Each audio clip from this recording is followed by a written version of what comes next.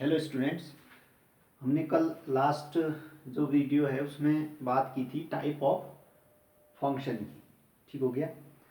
चार प्रकार के हमने मेनली टाइप ऑफ फंक्शन की बात की थी। पहला था एकक फंक्शन, वन वन फंक्शन। दूसरा था आपके पास बहु एकक यानी कि मैनी वन फंक्शन। तीसरा था आपके पास आच्छादक फंक्शन यानी कि ऑन टू फंक्शन। और चौथा था अंतःक्षेपी फलन यानी कि इनटू फंक्शन। ठीक हो गया ना। हल्की सी डेफिनेशन लिखाई थी हमने। आज हम उससे रिलेटेड क्वेश्चन करेंगे। पहले क्रियाविधि सीखेंगे कैसे ऐसे क्वेश्चन को आप हैंडल करेंगे। ठीक है ना। इम्पोर्टेंट टॉपिक है, इससे क्वेश्चन आते हैं आपके बोर्ड एग्जाम में। ठीक हो गया। एक तो आपका टाइप ऑफ रिलेशन पढ़ा था ना पीछे, समतुल्य है ना, स्वतुल्य, सममित, संक्रामक, और जो तीनों वो आपके पास तुल्यता संबंध होता है। ठीक है ना। उससे रिलेटेड क्वेश्चन आपके बोर्ड में खूब मिलते हैं। और आपके पास अब जो ये वाला टॉपिक है आपके पास टाइप ऑफ फंक्शन है ना, इससे भी बोर्ड में आपको टॉपिक मिल जाएंगे। अगर प्रीवियस एग्जाम के पेपर आप देखेंगे तो क्वेश्चन आपको मिल जाएंगे। ठीक हो गया। स्टार्ट करते हैं। तो हल्का मैं पहले रिवीजन कर लेता हूँ, कल हमने क्या पढ़ा था करके। हमने टाइप ऑफ फंक्शन पढ़े थे जिसमें वन वन फंक्शन था ना।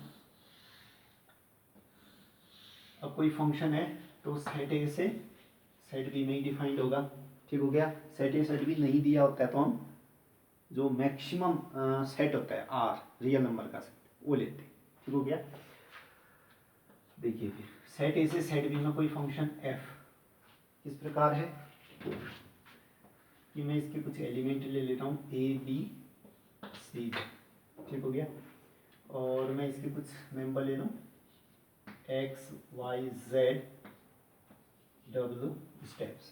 ठीक हो गया। तो आपके पास जो वन वन फंक्शन था यानी कि हिंदी में एक एक फंक्शन है ना, वन वन से ही एक एक भी तो बना, एक एक एक एक एक एक को तोड़ के कहोगे तो क्या होगा, एक धन एक है ना। एक एक मीन्स एक के लिए एक इमेज, एक के लिए एक इमेज। ठीक हो गया। यानी कि देखो फंक्शन की डेफिनेशन में ही क्या था, ये जो है कि केवल एक के साथ ही कोरिलेट हो सकता है, किसी अदर के साथ कोरिलेट नहीं हो सकता। ठीक है ना। ए के लिए तो फिक्स कंडीशन थी। कंडीशन किस पे नहीं लग रही थी वहां पे फंक्शन की डेफिनेशन में, बी पे। ठीक है ना। तो वो वाली कंडीशन अब टाइप ऑफ फंक्शन ने उसका फायदा उठाया। ठीक है ना। उसने ये फायदा उठाया कि अगर एक के साथ एक ही है ना, क्योंकि बहुत सी बार ये भी देखने को मिलता है कि अगर जो एक्स की प्री इमेज ए है तो बी भी बन जाती है। ठीक है ना। सी भी बन सकती है, इसके लिए कोई कंडीशन नहीं थी। तो इसका फायदा टाइप ऑफ फंक्शन ने उठा लिया। ठीक है ना। टाइप ऑफ फंक्शन ने कहा अगर तुम्हारी प्री इमेज एक ही है ना, अगर तुम्हारी प्री इमेज दो नहीं है बल्कि एक ही है ना, तीन चार पांच कितनी भी हो सकती थी, type of one one function ने कहा कि अगर तुम्हारी प्री इमेज सिर्फ एक है, तुम्हारी भी प्री इमेज सिर्फ एक होनी चाहिए, तुम्हारी भी प्री इमेज सिर्फ एक होनी चाहिए, तुम्हारी भी प्री इमेज सिर्फ एक होनी चाहिए। ठीक हो गया। और चाहे इसमें एक और अदर मेंबर भी ले सकते हो आप यू। ठीक है। मेंबर छूट जाए कोई दिक्कत नहीं है, लेकिन तुम्हारी जो प्री इमेज है वो सिंगल होनी चाहिए। कहने का मीनिंग इसका जो प्रतिबिंब है एक होना चाहिए। मतलब दो डिफरेंट, दूसरे शब्दों में कहूँ तो दो डिफरेंट डोमेन के दो डिफरेंट मेंबर के लिए उनकी जो इमेज है वो भी डिफरेंट होनी चाहिए। ठीक है ना। डोमेन के दो मेंबर के लिए उनकी इमेज भी है ना, दो डिफरेंट मेंबर की इमेज भी डिफरेंट होनी चाहिए। ये वन वन फंक्शन है।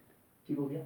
उसी प्रकार से जो अगर ऐसा नहीं हो रहा होगा तो वो मेनी वन फंक्शन बन जाएगा, जो वन वन फंक्शन नहीं होगा तो वो मेनी वन बन जाएगा, उसकी तो कोई दिक्कत नहीं होगी। यानी कि अगर आपको इसी को मेनी वन बनाना है तो इसको भी इसके साथ लिंक करो, ये मेनी वन बन जाएगा। जो वन वन नहीं होगा तो वो मेनी वन बन जाएगा। मीन्स मेनी वन को हिंदी में क्या कहोगे, बहु एकक।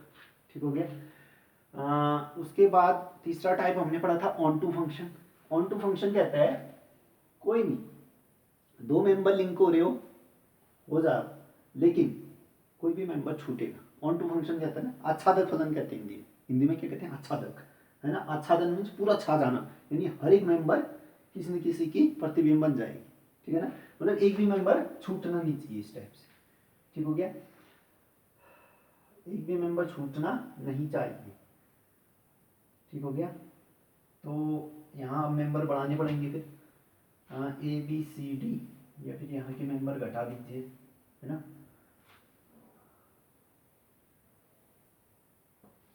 ये देखिए, ठीक है। अगर आप 2 के साथ लिंक करवाने जा रहे हो, एक मेंबर और बढ़ा दो डी ई, ठीक है। मैंने यहाँ एक मेंबर और बढ़ा दिया ई, जो इसके साथ लिंक हो रहा है, ठीक हो गया ना। यहाँ देखिए, ये 2 प्री इमेज रख सकता है, लेकिन ये 2 इमेज नहीं रख सकता, ये एलिमेंट 2 इमेज नहीं रख सकते। शुरुआत दिन से ही कह रहा हूँ, ठीक है ना, बार बार रिपीट कर रहा हूँ ताकि दिमाग में बैठ जाए, ठीक है ना। प्रांत के मेंबर 2 इमेज नहीं रख सकते, लेकिन ये प्री इमेज रख सकते। एग्जाम्पल दिया था ना ट्विन ब्रदर वाला, आपको याद होगा। देखिए फिर, तो जो ऑन टू फंक्शन है आच्छादक फलन, वो कहता है कि बी का कोई भी मेंबर छूट ना पाए, है ना, बी का कोई भी मेंबर छूटे ना। उसके अलावा चाहे 2 प्री इमेज रखे, 3 प्री इमेज रखे, 4 प्री इमेज रखे, इससे कोई मतलब नहीं। आच्छादक कहता है कि ये पूरा भरा पड़ा होना चाहिए, यानी कि कोई भी मेंबर इसका छूटना नहीं चाहिए, ये आच्छादक कहता है। 1-1 कहता है छूटे तो छूटे यहाँ मेंबर, लेकिन प्री इमेज एक एक रखे, ठीक है ना। दोनों में समझ लो डिफरेंस। आच्छादक फलन कहता है कि यहाँ का कोई भी मेंबर छूटना नहीं चाहिए, चाहे प्री इमेज कितना भी रखे। लेकिन 1-1 फंक्शन कहेगा मेंबर छूटता है तो छूटने दो, लेकिन प्री इमेज तुम एक ही रखो, ये कहते हैं, ठीक हो गया ना। और ये बी होता क्या है, सहप्रांत, ठीक है ना। इस बी को हम इसको प्रांत कहते हैं, इसको सहप्रांत कहते हैं। जब ना आप आच्छादक फलन की रेंज की बात करोगे, है ना, आच्छादक फलन की रेंज, तो रेंज में कौन से मेंबर आते हैं, जो यहाँ के मेंबर हिस्सा लेते हैं। और आच्छादक फलन कह रहा है कि तुम बी में रहने वाले सारे मेंबर हिस्सा लो। इसका मीनिंग जो जो भी सह प्रांत के मेंबर हैं वो तो कहाँ आ जाएंगे, रेंज में आ जाएंगे, क्योंकि कोई भी मेंबर छूटना नहीं है, है ना, समझ रहे हो ना। यानी कि एक्स वाई जेड डब्ल्यू ये सब कहाँ चले जाएंगे, परास में भी, है ना। तो आप देख रहे हो सह प्रांत परास के बराबर हो जाता है, किस में, आच्छादक फलन, किस में, आच्छादक फलन। 1-1 फंक्शन में नहीं होगा, ठीक है ना। 1-1 फंक्शन छूट भी सकते हैं मेंबर, है ना, तो उस केस में सहप्रांत ही बड़ा रहेगा। वैसे हर केस में तो सहप्रांत ही बड़ा होगा ना, क्योंकि परास में तो कहाँ से, यहाँ से सिलेक्टेड मेंबर जानिए, जो इमेज बनेंगे वही मेंबर वहाँ जाएंगे परास में, ठीक है ना। तो सहप्रांत तो ऑलवेज बड़ा ही रहेगा किससे, परास से। लेकिन आच्छादक के केस में क्या हो जाता है, आच्छादक फलन के केस में सहप्रांत परास के इक्वल आने लगते हैं। क्यों, क्योंकि आच्छादक फलन कहता है कि कोई भी मेंबर छूट ना पाए, और परास में वो मेंबर जाते हैं जो किसी न किसी की इमेज बने। कोई भी मेंबर छूटेगा नहीं, मीन्स सब परास में चले जाएंगे। इसका मीनिंग सहप्रांत ही परास बन जाएगा उस केस में। किस केस में, आच्छादक फलन के केस में। 1-1 के केस में नहीं होगा ऐसा, है ना। 1-1 के केस में छूट भी सकता है फंक्शन, कोई मेंबर छूट भी सकता है सभी का, है ना। आई होप आपको इतना समझ में आ गया होगा। और लास्ट जो 4th टाइप था वो क्या था, ऑन टू फंक्शन का ही उल्टा था ना, इनटू फंक्शन, यानी कि अंतःक्षेपी फलन था। अब जो आपके पास ये क्या कहते हैं, आच्छादक फलन नहीं होगा, वो अंतःक्षेपी हो जाएगा। यानी इसी को आप आच्छादक बनाना है तो क्या कर दो, ये जेड को हटा दीजिए, है ना, जेड को छोड़ दीजिए, ये आच्छादक फलन बन गया, ओ सॉरी अंतःक्षेपी फलन बन गया, क्योंकि इसका जेड मेंबर हिस्सा नहीं ले रहा है, मीन्स एक मेंबर छूट गया तो क्या हो जाएगा, अंतःक्षेपी, ठीक हो गया। ये तो हल्का टच हमने कल का रिवाइज कर लिया था लास्ट टाइम का। अब इसकी प्रोसेस सीखते हैं, है ना। आपको फंक्शन 1-1 चेक करना है ना, यानी कि एक एक चेक करना है, एक एक नहीं। अगर एक एक चेक करना आ गया तो बहु एकक तो ओबियसली चेक करना आ जाएगा, जो एक एक नहीं होगा बहु एकक कह देंगे, ठीक है। उसी प्रकार से ऑन टू फंक्शन यानी आच्छादक फलन चेक करेंगे, है ना। अगर जो फंक्शन आच्छादक नहीं निकलेगा तो वो क्या हो जाएगा, अंतःक्षेपी हो जाएगा। यानी जो सेकंड टाइप और 4th टाइप है उसको तो हमने कुछ करना ही नहीं उसके लिए। प्रोसेस किसके लिए होगी, एक एक चेक करने के लिए और आच्छादक चेक करने के लिए। जो नहीं होगा तो एक एक नहीं होगा तो बहु एकक बन जाएगा, आच्छादक नहीं होगा तो अंतःक्षेपी बन जाएगा, ठीक है ना। तो हमने कुल मिला के 2 प्रोसेस सीखनी कि एक एक कैसे सिद्ध करेंगे किसी फंक्शन को, और आच्छादक फलन कैसे चेक करेंगे, ठीक है। इसी प्रोसेस को समझते हैं। तो आप हेडिंग लिखो, एक एक फलन जांच की क्रियाविधि।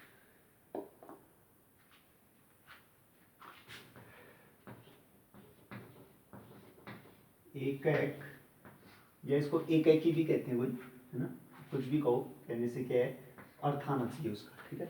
एक एक फलन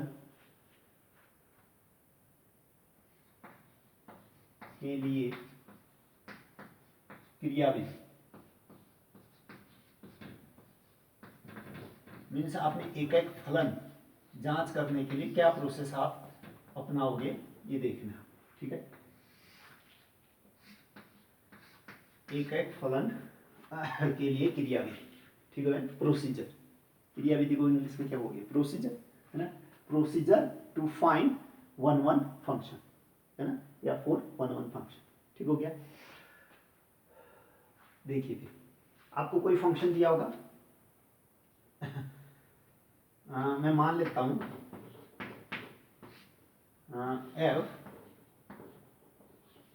a to b, है ना।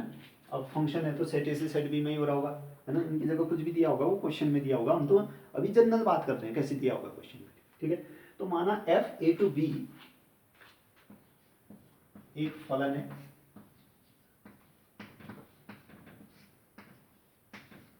f a to b एक फलन है। देखिए वन वन के लिए कर रहे हैं हम, ठीक है ना। देखो हल्का सा साइड में बता भी देता हूँ हमने वन वन कैसे किया था। वन वन में जैसे यहाँ के मेंबर ये होगा, ये आपके पास बी होगा, इसके मेंबर को x कहते हैं, इसके मेंबर को y कहते हैं। क्योंकि f रूल लगाने के बाद, इस x में f रूल लगाने के बाद हमें ये मिलता है, इसलिए इसको हम f ऑफ x यानी fx भी लिखते हैं, y कोई fx भी कहते हैं, ठीक है ना। तो फंक्शन fx बराबर जैसे x स्क्वायर प्लस वन दिया है तो fx के बदले हम y बराबर x स्क्वायर प्लस वन भी लिखते हैं, है ना। ये तो ठीक हो गया। अच्छा आपके पास सेट ए में बाय द वे ये मेंबर है, ए बी सी डी कुछ भी हो सकते हैं, ठीक। और यहाँ पर आपके पास कोई मेंबर है एक्स वाई जेड इस रूप में, ठीक हो गया। मैंने एफ रूल लगा के इनको कोरिलेट कर दिया इसके साथ, इसके साथ, इसके साथ, यहाँ एक और मेंबर ले लीजिए यू इसके साथ, ठीक हो गया। देखिए आपके पास वन वन फंक्शन क्या कहता है, अगर यहाँ के दो डिस्टिंक्ट, दो अलग अलग मेंबर उठा रहे हो, है ना, अगर यहाँ के आप दो अलग अलग मेंबर उठा रहे हो तो उनकी इमेज भी अलग अलग मिली तब तो वन वन होगा, है ना। पता चला आपने ए और बी दो अलग अलग उठाए और उनकी इमेज सेम निकल गई, है ना, तब तो वन वन नहीं होगा। वन वन होने के लिए क्या होगा, मैं अगर इसके दो अलग अलग मेंबर उठा रहा हूँ, अगर मैं इस सेट के दो अलग अलग मेंबर उठा रहा हूँ तो उनकी इमेज भी क्या मिले मुझे, अलग अलग। तो इसी बात का फायदा हम इस प्रोसीजर में उठाएंगे, ठीक है ना। मैं कहूँगा कि दो मेंबर उठा लूंगा मैं, है ना, डोमेन से क्या मैं उठा लूंगा x1 और x2 दो मेंबर उठा लूंगा, या xy दो मेंबर उठा लूंगा, ठीक है ना। और मैं उसको दिखा दूंगा कि दोनों की सेम इमेज हो रही है। मैं क्या कह दूंगा, मैंने x1 x2 दो मेंबर उठाए और मैं कह दूंगा दोनों एक ही पे जा रहे हैं, मतलब दोनों की इमेज सेम है ना। अगर सब कुछ सही सॉल्व करने के बाद x1 बराबर x2 आ रहा है, x1 बराबर x2, है ना, सब कुछ सही करने के बाद अगर मुझे फाइनल आंसर x1 बराबर x2 मिल रहा है, फाइनल आंसर x1 बराबर x2 मिल रहा है, तो इसका मीनिंग क्या हो गया, फिर जो मैंने दो अलग अलग माने थे मैं ही गलत था, है ना, क्योंकि उन दोनों की वैल्यू तो सेम आ गई, उन दोनों की वैल्यू क्या आ गई, सेम। यानी कि जो मैं x1 x2 दो अलग अलग मेंबर होने का दावा कर रहा था, फाइनल आंसर ने उसको विरोधाभास प्रकट कर दिया कि तुमने भाई साहब जो अलग अलग मेंबर लिए थे x1 x2 वो दरअसल में अलग अलग नहीं थे, वो एक ही थे, तब जाके उनकी इमेज एक हो रही थी। ये कहेगा फंक्शन, है ना। इसका मीनिंग तुम गलत हो, फंक्शन कहेगा तुम गलत हो, हम गलत नहीं है, क्योंकि तुमने जिन दो मेंबर की एक ही इमेज मानी थी वो दरअसल में अलग अलग नहीं, एक ही मेंबर था, है ना। x1 x2 जिसको तुमने कहा बाय द वे 2 है वो, है ना। अब x1 x2 जो भी होगा 2 की तो कॉल आएगा। अब 2 कोई दो मेंबर थोड़ी ना, सिंगल मेंबर है ना। इसका मीनिंग ये हुआ कि जो आपने x1 x2 माना था वो गलत माना था, किसी एक ही एलिमेंट को आपने दोनों मान दिया था। इसका मीनिंग ये हुआ, अगर फाइनल रिजल्ट ये आ रहा है x1 बराबर x2, ठीक है ना।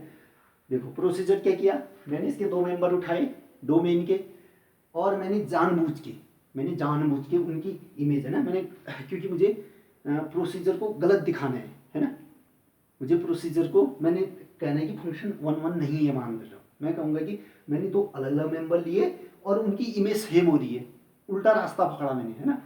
किसी चीज़ को वही होगा ना, किसी चीज़ को तुमने सही साबित करना है, या तो सही के पक्ष में प्रूफ दो, है ना। किसी आदमी को तुमने सही प्रूफ करना है तो क्या दोगे, या तो कहोगे कि हाँ यार ये आदमी अच्छा है, या क्या कहोगे ये आदमी बुरा नहीं है, ये आदमी बुरा नहीं है, दूसरा रास्ता चूज करोगे। यानी कि जो लोग कह रहे थे कि ये आदमी बुरा है उनको ही तुमने कंट्राडिक्ट करवा दिया, तो इससे भी क्या हो गया कि आदमी बुरा है नहीं है वाला रास्ता कट गया, मीन्स आदमी सही है, ये भी एक तरीका हुआ। या फिर तुमने सत्य के पक्ष में प्रूफ दे दिए, ये भी एक रास्ता है ना, या तो सत्य के पक्ष में आपने प्रूफ दे दिए हाँ यार ये आदमी सत्य है, या फिर आपने इस पक्ष में प्रूफ दिया कि ये आदमी ने ये काम किए मतलब ये आदमी गलत नहीं है, इसका मीनिंग ऑटोमेटिक दूसरा रास्ता प्रूफ हो गया कि ये आदमी सत्य। यही तरीका हम यहाँ पे भी अपना रहे हैं, ठीक है। मुझे समझ नहीं आ रहा था कि मैं वन वन कैसे प्रूफ करूँ। डेफिनेशन देखी, डेफिनेशन ने कहा कि अगर दो डिस्टिंक्ट मेंबर ले रहे हो तो उनकी इमेज डिस्टिंक्ट होनी चाहिए, अलग अलग होनी चाहिए, डिस्टिंक्ट, है ना। तो मैंने इस बात का फायदा उठाया, मैंने कहा सही रास्ता यूज करके तो मुझे कुछ मिलने वाला नहीं है, तो ऐसा करता हूँ मैं दो अलग अलग मेंबर की अलग अलग इमेज नहीं, एक की इमेज ले रहा हूँ, ठीक है ना। अगर मैं सही निकला तो जो मैंने माना था, मैं मान क्या रहा हूँ x1 x2 डिस्टिंक्ट है, अगर मैं सही था तो नॉट इक्वल आना चाहिए था भी। अगर मैं सही था तो मैंने माना क्या था x1 और x2 दो अलग अलग मेंबर हैं, उनकी इमेज एक पे जा रही है। लेकिन अगर फाइनल आंसर x1 बराबर x2 आ जा रहा है, फाइनल आंसर x1 बराबर x2 आ रहा है, तो क्वेश्चन मतलब थ्योरी हमसे कही कि तुम ही बेवकूफ थे जो कि दो सेम मेंबर को तुम अलग अलग मान रहे थे, इसलिए उनकी इमेज सेम थी, है ना। अब दो सेम मेंबर की इमेज तो सेम ही होनी है ना, किसी एक ही मेंबर को तुम दो दो कह दे रहे हो तब तो तुम ही गलत हो। फिर इसका मीनिंग फंक्शन पे तो कोई गलती थी नहीं, फंक्शन पे तो वन वन ही होते, ठीक है ना। अब अगर हमारा आंसर सब कुछ सही मान के, यानी दोनों की इमेज सेम मान के मेंबर डिस्टिंक्ट आ गई मेरी, है ना, मेंबर डिस्टिंक्ट आ गए, इसका मीनिंग क्वेश्चन वाला क्या कहेगा, मतलब फंक्शन कहेगा हाँ यार तुम तो सही थे क्योंकि तुमने तो डिस्टिंक्ट माना था और सब कुछ प्रोसेस मान के भी फंक्शन डिस्टिंक्ट ही आ। इसका मीनिंग तुम सही हो मैं गलत हूँ, मीन्स फंक्शन वन वन नहीं है, फंक्शन गलत है मीन फंक्शन वन वन नहीं है, ठीक है ना। उसमें वन वन होने के लिए कमी होगी, फिर डिफेक्ट आपने ढूंढ लिया उसमें, ठीक है। ये प्रोसीजर होता है वन वन के लिए, ठीक है। तो इसको लिखोगे कैसे आप शेयर कॉपी में वो लिखा देता, ठीक है ना। तो मैं डोमेन के कोई दो मेंबर ले लूंगा x1 x2, है ना। ये तो कोई फलन होगा, आपको क्वेश्चन से पता चल जाएगा। आप लिखोगे माना x1 x2 belonging to a, है ना। ये a कौन है, डोमेन। कभी क्या होता है फंक्शन r टू r दे दिया, नेचुरल नंबर टू नेचुरल दे दिया, सेम सेम होते हैं उसमें, है ना, डोमेन को डोमेन। तो आप उस टाइम लिख दो कि डोमेन का n ले रहे हैं, ठीक है ना। तो जो मेंबर लूंगा मैं कहाँ से लूंगा, वो डोमेन के मेंबर लूंगा, ठीक हो गया। क्योंकि मेरे हाथ में जो मेंबर होते हैं वो कहाँ के होते हैं, डोमेन के ही तो होते हैं, ठीक है ना। कोडोमेन या फिर जो रेंज के होते हैं वो तो आउटपुट फंक्शन में रखने के बाद आपको ऑब्टेन होते हैं, ठीक हो गया। तो मैंने कहा x1 x2 सेट ए के मेंबर है, यानी कि डोमेन के दो मेंबर हैं, ठीक हो गया। और तथा मैं उनकी इमेज भी सेम मान दे रहा हूँ, है ना, तथा मैं उनकी इमेज भी क्या मान दे रहा हूँ fx1 बराबर x2, है ना। यानी मैंने भरसक प्रयास किया कि फंक्शन वन वन नहीं है, ये दिखाने का मैंने भरसक प्रयास क्या किया कि फंक्शन वन वन नहीं है। यानी मैंने x1 x2 दो अलग अलग मेंबर भी ले लिए हैं ए के, अभी अलग अलग तो नहीं कह रहा हूँ क्योंकि फाइनल में सेम भी आ सकते हैं, ठीक है ना। तो मैंने अभी मतलब अपने दिमाग में ये रखा कि x1 x2 दो अलग अलग मेंबर ले रहा हूँ और उनकी इमेज भी सेम कर दे रहा हूँ, दो अलग अलग की इमेज सेम हो जा रही है, मीन्स वन वन नहीं है फिर इसका मीनिंग तो, है ना। तो मैं कहूँगा चल फंक्शन से कहूँगा चल मेरे को झुठला के दिखा, है ना, फंक्शन से कहूँगा मेरे को झुठला के दिखा। मैंने तो फुल व्यवस्था कर दी है कि वन वन ना आए, है ना। तो फंक्शन भी कहेगा चलो ठीक है फिर सॉल्व कर दो, प्रोसीजर कर लो, है ना। अब f(x) बराबर जैसे 2x दिया होगा, f(x) बराबर 3x दिया होगा, है ना, उसमें x1 x2 रख के मैं इक्वेशन को सॉल्व करूंगा, देखूंगा कि final answer x1 equal to x2 आ रहा है या नहीं, है ना। अगर x1 इक्वल टू x2 आ गया तो फंक्शन वापस हमें चिढ़ाएगा, तुमने जो चीज मानी थी x1 x2 तुम ही गलत थे, तुमने दो मतलब सेम मेंबर को ही अलग अलग मान लिया था, इसका मतलब तुम गलत हो, मेरे पे कोई गलती नहीं है, मीन्स मैं वन वन हूँ, ठीक हो क्या। fx1 बराबर fx2 इंप्लाइज नीचे से आपको केवल और केवल क्या मिलना चाहिए, x1 बराबर x2, है ना। अगर fx1 बराबर fx2 कहने के बाद x1 बराबर x2 मिल रहा है, implies f is one one, means f एक f एक एक, एफ आपके पास क्या हो जाएगा, एक एक। समझ गए ना प्रोसीजर। मैंने मतलब किसी आदमी को सत्य दिखाना है तो मैंने सत्य की फेवर में एविडेंस नहीं प्रोवाइड करवाई, है ना। मैंने उल्टा रास्ता चुना, मैंने आदमी को सही दिखाना था, मैंने कहा कि आदमी गलत है, ठीक है, आदमी गलत है। उसके बाद जो मैंने तथ्य रखे और उन पे रिएक्ट करवाया और रिजल्ट क्या आया, गलत आया। इसका मीनिंग जो हमने वक्तव्य कहा था वही गलत था, मीन्स आदमी सही था। वही ये भी हो गया कि मैंने भरसक प्रयास किया कि फंक्शन 1 1 नहीं है दिखाने का, दो अलग अलग मेंबर भी उठाए, उनकी इमेज भी सेम कर दी मैंने, ठीक हो गया। लेकिन उसने रिएक्ट करने के बाद, फंक्शन में रिएक्ट करने के बाद x1 बराबर x2 आ गया, मीन्स फंक्शन हमसे ही कहेगा तुमने जो अलग अलग मेंबर लिए थे देखो वो तो मेंबर सेम हो रहे, इसका मीनिंग तुम गलत हो हम, ठीक है ना। फंक्शन 1 1 बन जाएगा। अगर आपके पास result x1 not equal to x2 आ रहा है ना, x1 x2 के बराबर नहीं आ रहा है, इसका मीनिंग हम फंक्शन से कहेंगे देख पूरी प्रोसीजर हमने सही फॉलो की, है ना, आपके द्वारा ही उस जो हमारे एलिमेंट थे ऑपरेट किए गए, उसके बाद भी जो आउटपुट मिला वो हमारे अनुकूल मिला। हमारे अनुकूल मीन्स दो डिस्टिंक्ट मेंबर मैंने माने थे और आंसर ने भी कहा कि हाँ जो तुमने डिस्टिंक्ट एलिमेंट माने थे वो डिस्टिंक्ट ही है, इसका मीनिंग फंक्शन में कमी है, मीन्स फंक्शन 1 1 नहीं है, ठीक हो गया। तो ये प्रोसीजर होगा आपके पास एक एक होने का। और जो अगर x1 not equal to x2 आ रहा है मीन्स डिस्टिंक्ट है, मीन्स फंक्शन क्या हो जाएगा, बहु एक, ठीक हो गया। उसके लिए प्रोसीजर आपको अलग से करने की जरूरत नहीं है, जो एक एक नहीं होगा तो बहु एक बन जाएगा, ठीक है। एक प्रोसीजर बनते हैं हम आच्छादक के लिए, और जो आच्छादक फेल हो जाएगा तो अंतक्षेपी बन जाएगा, तो अंतक्षेपी के लिए भी कोई अलग से प्रोसेस नहीं होगी, ठीक है। आच्छादक के लिए हम प्रोसेस पढ़ते हैं। आच्छादक फलन की जांच की क्रियाविधि लिखो। आप लिखेंगे आच्छादक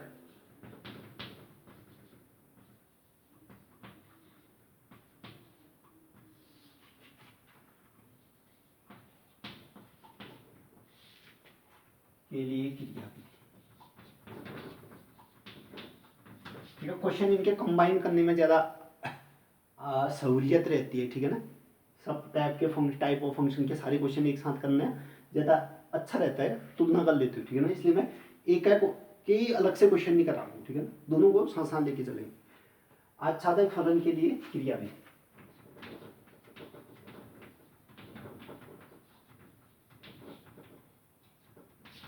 आच्छादक फलन के लिए क्रियाविधि। देखिए इसके लिए क्या प्रोसीजर होता है। आच्छादक फलन हम डेफिनेशन के अकॉर्डिंग तो जानते हैं कि जो ये सेट बी है ना, उसका कोई भी मेंबर छूटे ना, ये तो कहते हैं कि बी का कोई भी मेंबर छूटे ना, एक्स वाई जेड डब्ल्यू स्टेप से भी, ठीक है, कोई भी मेंबर छूटना नहीं चाहिए, ठीक है। चलो मैं एक कमी ले लेता हूँ मेंबर, ये, ठीक है ना। आच्छादक फलन कहता है दो प्री इमेज रखने हैं तो रखो, कोई दिक्कत नहीं, लेकिन कोई मेंबर छूटना नहीं चाहिए बी का, ठीक हो गया। तो इसके लिए मैं क्या करूंगा, ये इसकी इमेज है, कोई मेंबर छूटे ना मीन्स जैसे y छूट नहीं रहा है ना, तो मैं कहूँगा इस y के लिए, है ना, इस सेट में कोई मेंबर रह रहा है या नहीं, ये तो कहूँगा ना, इस y के लिए इस सेट में कोई मेंबर है कि नहीं। जैसे अगर कोई छूट गया, जैसे आपने यहाँ u ले लिया, है ना, अब देखो इसकी कोई भी प्री इमेज नहीं है ना, मैं क्या कहूँगा सेट बी में एलिमेंट u ऐसा है जिसके लिए सेट ए के पास मेंबर नहीं है, इसके लिए, है ना, ए में कोई भी मेंबर, डोमेन में कोई भी मेंबर नहीं है, मीन्स ये मेंबर छूट गया, मीन्स आच्छादक नहीं है, यही तो दिखाऊंगा मैं, ठीक हो गया। या ऐसा नहीं दिखा पाया, है ना, अगर मैं ऐसा नहीं दिखा पाया, मैंने दिखाया कि हर एक मेंबर की प्री इमेज आपको मिल जा रही है, ठीक है ना, हर एक मेंबर बीच में रहने वाले हर एक मेंबर की प्री इमेज ए में रह रही है, ठीक है ना, ए में रह रही है, इसका मीनिंग ये आच्छादक हो जाएगा, यही तो कहूँगा, ठीक है। अब इससे ज़्यादा तो आपको क्वेश्चन में समझ में आएगा, ठीक है ना। अभी प्रोसीजर में अगर आपको हल्का सा कन्फ्यूजन हो रहा है, एकदम क्लियरिटी नहीं आ रही है माइंड में, कोई दिक्कत नहीं, आपको जो है कि न्यूमेरिकल में ये सब कुछ क्लियर हो जाएगा, ठीक है। अब देखिए इसकी क्रियाविधि लिखिए, माना एफ ए टू बी, माना एफ ए टू बी फलन है है ना, एफ ए टू बी फलन है। अब देखिए आपको जो फंक्शन दिया होगा क्वेश्चन में एफ एक्स बराबर 2x प्लस 3 स्टेप में तो दिया होगा, कुछ भी दिया हो सकता है, एफ एक्स बराबर समथिंग दिया होगा आपको, ठीक है। तो मैं देखिए आपको एफ एक्स बराबर समथिंग दिया होगा, मैं उस एफ एक्स बराबर वाई कह दूँगा, ठीक है ना। यानी कि अगर मैं साइड में रफ वर्क में आपको समझाऊँ, जैसे आपको ये दे रखा होगा एफ एक्स बराबर 2x प्लस 1, इस रूप में फंक्शन दे रखा है, ठीक है। तो मैं एफ एक्स बराबर वाई मान लूँगा, मीन्स एफ एक्स बराबर वाई मीन्स एफ एक्स की जगह कितना रखोगे 2x प्लस 1 बराबर वाई, ठीक हो गया। अब मैं इसको x के लिए सॉल्व करूंगा, है ना, x के लिए सॉल्व करूंगा मीन्स 2x बराबर कितना आ जाएगा y प्लस 1 है तो उधर जाके -1 होगा, है ना। ये 2 मल्टीप्लाई में तो राइट साइड में जाके डिवीजन हो जाएगा, तो x बराबर कितना आ जाएगा y माइनस 1/2, है ना।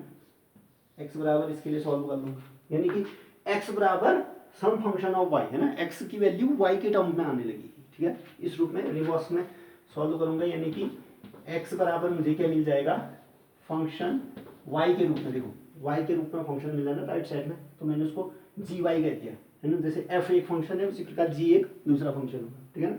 y माइनस 1/2 उसको मैंने क्या मान दिया gy, मीन्स यहाँ प्योरली या तो कॉन्स्टेंट टर्म होंगे या y का टर्म, है ना, x का टर्म बिल्कुल नहीं बचेगा, है ना। x बराबर something in term of y, ये लिख दिया, ठीक है। फिर मैं चेक करूंगा, अब चूंकि मुझे तो y तो दिख रहे होंगे ना साफ साफ, जो भी सेट होगा by the way natural number होगा यहाँ, है ना, रियल नंबर होगा या रैशनल नंबर होगा, जो भी होगा एलिमेंट तो उसके दिख रहे होंगे। मैं एक आध एलिमेंट देख लूंगा कोई कंट्राडिक्ट तो नहीं कर रहा है, ये क्वेश्चन में समझ में आ जाता है ना। कोई अगर कंट्राडिक्ट करने वाला होगा ना, इसको देख के मैं समझ जाऊंगा कि हाँ अगर ये एलिमेंट डालूंगा तो ये कंट्राडिक्ट कर देगा, है ना। तो अगर मैं ऐसा एलिमेंट नहीं ढूंढ पाया तो कह दूंगा कि हर एक y के लिए x मौजूद है ना।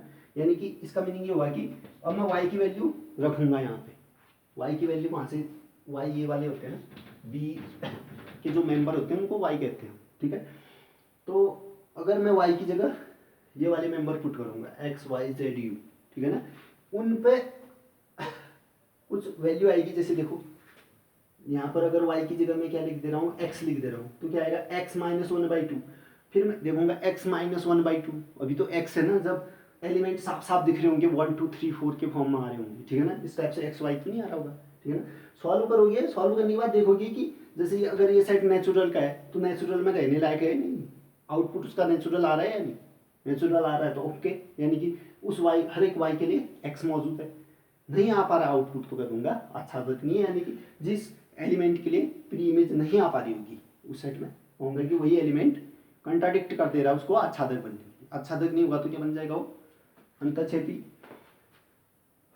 तो x बराबर gy लिखूंगा और फिर मैं क्या चेक करूंगा कि प्रत्येक y के लिए x मौजूद है या नहीं, ठीक हो गया। तो नीचे से लिखोगे यदि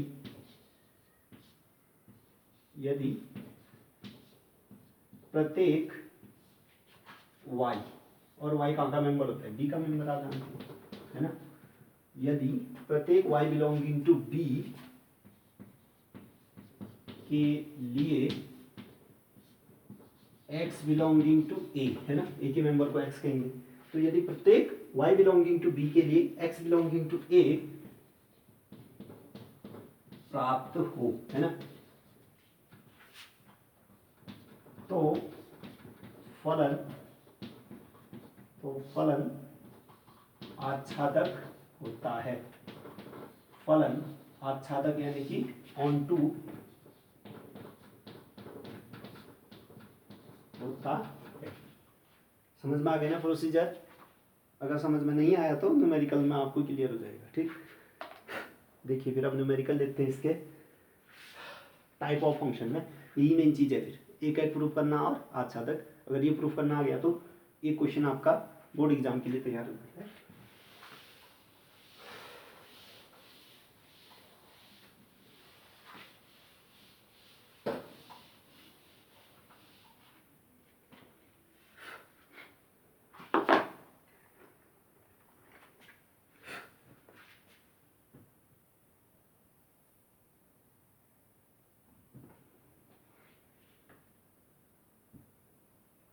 देखिए फिर अगर आपको थ्योरी समझ में आ गई ठीक है, नहीं तो इन न्यूमेरिकल से तो ओबियसली आपको आई जाएगी, क्योंकि बहुत सारे हम क्वेश्चन लेने वाले हैं इस टाइप के, ठीक है ना।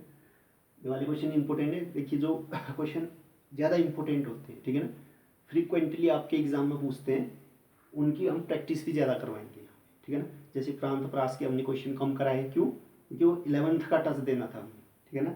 क्वेश्चन आएंगे नहीं, प्रांत प्रास के क्वेश्चन नहीं आएंगे सीधे सीधे, ठीक है ना, क्योंकि अब 11th का टच देना था, प्रांत प्रास आएगा तभी आप आगे रिएक्ट कर पाएंगे, है ना। इसलिए हल्का हमने टच लिया प्रांत प्रास का, उसमें आपने देखे होंगे 2-3 महीने न्यूमेरिकल कराए थे, ठीक है ना। तो जो ज़्यादा इंपॉर्टेंट टॉपिक होंगे उनकी हम ज़्यादा प्रैक्टिस करवाएंगे, ठीक हो गया। अब जैसे 11th से कोई टॉपिक उठाना है ना, कोई 11th का टॉपिक यहाँ को सपोर्ट कर रहा होगा, है ना।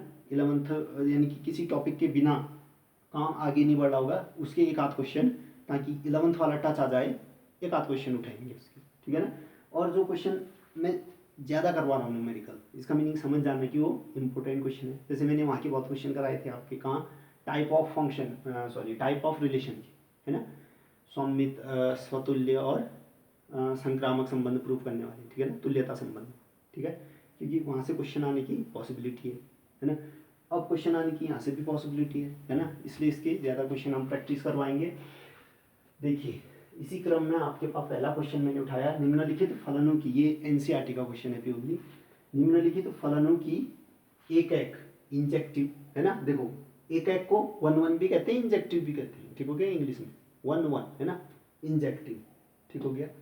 तथा आच्छादित, इसको ऑन टू भी कहते हैं या सर्जेक्टिव भी कहते हैं। अब मैं 1-1 ऑन टू बार बार कह रहा हूँ, है ना, इंजेक्टिव सर्जेक्टिव नहीं कह रखा अभी तक, इसलिए मैंने इंजेक्टिव सर्जेक्टिव भी लिख दी, ठीक है ना, ताकि आपके हैबिट में शामिल हो जाए। अगर आपको कोई इंजेक्टिव फंक्शन कह रहा है तो कन्फ्यूजन ना हो, ठीक है ना। 1-1 फंक्शन को इंजेक्टिव कहते हैं, है ना, ऑन टू फंक्शन को सर्जेक्टिव कहते हैं।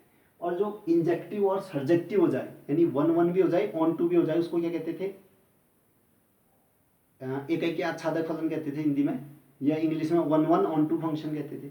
उसी का एक और नाम आता है बाइजेक्टिव फंक्शन, है ना, इंजेक्टिव सर्जेक्टिव जो दोनों हो, बाइजेक्टिव, बाई मीन्स दो होता है, बाई दो के लिए यूज किया जाता है ना, तो बाइजेक्टिव मीन्स जो दोनों, ठीक है। अभी आएगा वाला वर्ड भी, फिलहाल इस पे ध्यान दो। अब इनके गुणों की आपने जांच करनी है, यानी कि फंक्शन को बताना कि 1-1 ऑन टू है या नहीं, ठीक है। बहुत सारे पार्ट्स हैं इसके। पहला पार्ट ये है, f(x) बराबर x² द्वारा प्रदत्त फंक्शन f, देखो n टू n, n किसके के लिए सिंबल यूज किया जाता है? नेचुरल नंबर के लिए, जानते हो ना, नेचुरल के लिए n, होल नंबर के लिए w, इंटीजर्स के लिए z, रैशनल नंबर यानी परमेय संख्याओं के लिए q, इरेशनल नंबर के लिए तो कोई खास सिंबल होता नहीं, वैसे r-q कह देते हैं उसको, ठीक है ना। यानी कि जो r क्या होता है? रियल नंबर, रियल नंबर में से रैशनल को हटा दो तो बचेंगे क्या? अपरिमेय संख्या, है ना, उन्हीं को इरेशनल नंबर यानी r-q कहते हैं अक्सर उसको, r-q, q क्या होता है? परमेय संख्या, और r क्या होता है? Real number. रियल नंबर में से अगर परमेय संख्या को हटा दोगे तो क्या बचेंगे? अपरिमेय संख्या यानी इरेशनल नंबर, तो r-q कहते हैं इसको, है ना। और जो रियल नंबर होता है, वास्तविक संख्याएं होती हैं उनको कैपिटल R से, है ना, कॉम्प्लेक्स नंबर होते हैं उनको कैपिटल C से, है ना। इतना आपको आता होगा, बेसिक सी चीज़ें। आजकल तो ये तीसरी चौथी कक्षा में ही पढ़ाने लग जाता है, नेचुरल नंबर क्या होते हैं, होल नंबर क्या होते हैं, ठीक है ना। आई होप आपने कम से कम 6-7 में तो पढ़ाई होगा, नेचुरल क्या होता है, होल क्या होता है, ठीक है। अगर नहीं भी पता है तो नेचुरल नंबर होता है नेचुरली, यानी जो प्राकृतिक संख्या है, जो आप प्रकृति में यूज करते हैं, काउंटिंग में यूज करते हैं, 1 2 3 4 5 up to so many steps, ठीक है। तो f(x) बराबर x² द्वारा प्रदत्त function f natural to natural function, यानी कि जो फंक्शन है रूल किस रूप में, यानी ये एक तरीके से रूल है, मीन्स मशीन है कह सकते हो, ठीक है ना। इस मशीन में आपने फंक्शन मतलब डोमेन के मेंबर डालते हैं। डोमेन कौन है? नेचुरल। कोडोमेन कौन है इस बार? ये भी नेचुरल, है ना। ये डोमेन होता है, ये कोडोमेन होता है, ठीक है ना। अब इसके जो मेंबर प्रतिबिंब बन रहे होंगे वो कहाँ जाएंगे? रेंज में, मीन्स परास में, समझ रहे हो ना। तो f n to n इसका मीनिंग होता है ये डोमेन हुआ, ये कोडोमेन, है ना। बात आती परास, रेंज क्या होगा फिर? इसके मेंबर जो हिस्सा ले रहे होंगे इमेज बनाने में, जो इमेज बन रहे होंगे, है ना, वो आपके पास रेंज में आ जाते हैं, ठीक। f(x) बराबर x² द्वारा function f natural to natural फलन है, तो आपने चेक करना है कि एक की आच्छादी है या नहीं, ठीक हो गया।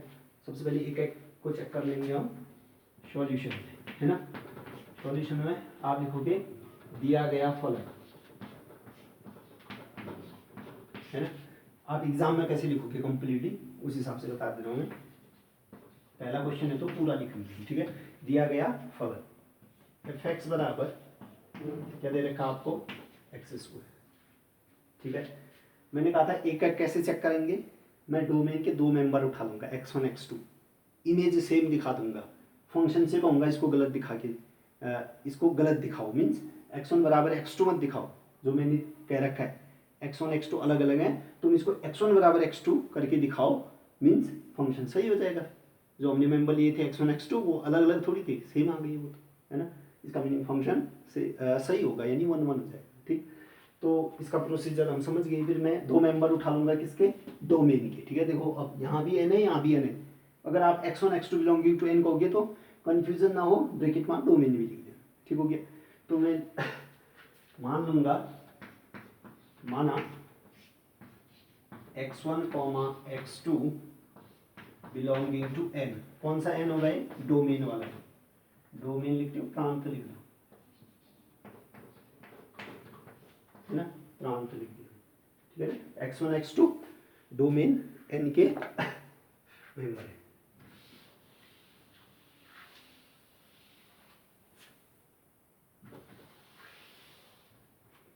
अब देखिए फिर, तथा x1 x2 डोमेन के मेंबर ले लिए, तथा मैंने क्या कहते हैं उनकी इमेज भी सेम दिखा दी है ना, fx1 बराबर fx2, यानी फुल इंतजाम कर दिया फंक्शन को गलत साबित करने के लिए, है ना। अब फंक्शन से कहेंगे तुम खुद बचा सकता है तो बचा है, ठीक है, इम्प्लाइज। अब देखिए फिर फंक्शन रिएक्ट करना स्टार्ट करेगा यहाँ से, fx1 मीन्स fx में जहाँ x है वहाँ x1 डाल दीजिए, ठीक है ना। fx में fx क्या है, x स्क्वायर, उसकी fx1 क्या हो जाएगा फिर, x1 स्क्वायर हो जाएगा, है ना। x के बदले आपने क्या डालना है, x1 डालना है, तो क्या दे देगा, x1 स्क्वायर हो जाएगा, ये हो जाएगा x1 स्क्वायर। अब देखो फंक्शन में आपने x2 डाला है, फंक्शन fx में x के बदले x2 डालोगे तो क्या मिलेगा आउटपुट, x2 स्क्वायर, ये कितना आ जाएगा, x2 स्क्वायर, ठीक हो गया। उसको लेफ्ट में ले आइए, ये आ जाएगा आपके पास x1 square minus x2 square is equal to 0, implies